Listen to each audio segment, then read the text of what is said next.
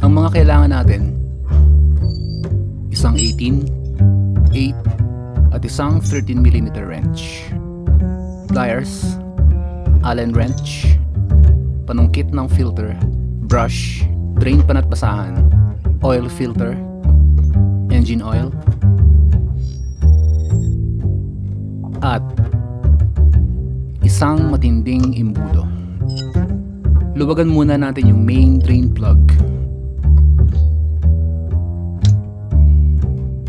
Luwagan din natin yung oil filter chamber. Yan yung basic na oil change. Pag na-drain, palit langis na agad. Pero, kung gusto mo ng pangmalakasang change oil, kailangan tanggalin etong belly pan.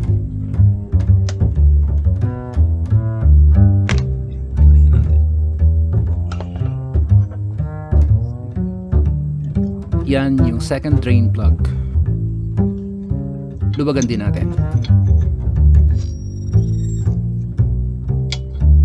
Painitin natin makina.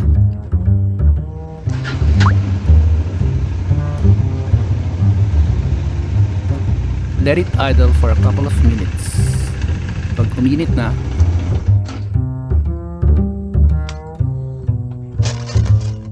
draining time. Tanggalin natin strainer. Buksan natin yung oil filter chamber.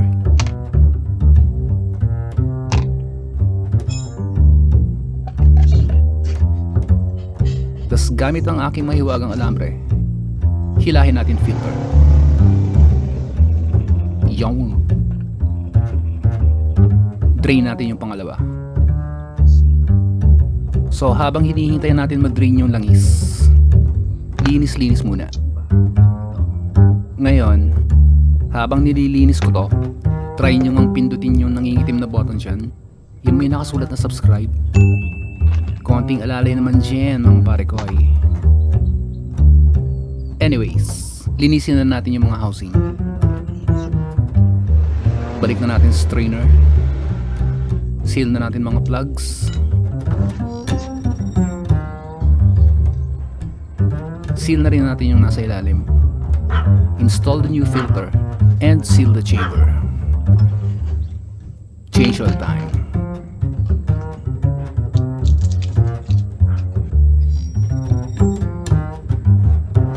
Balik na natin yung belly pan.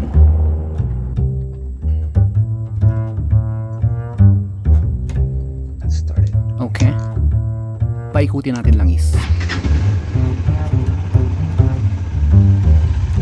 Pag meron kayo nakita umuusok, langis lang yon na tumulo sa tambucho.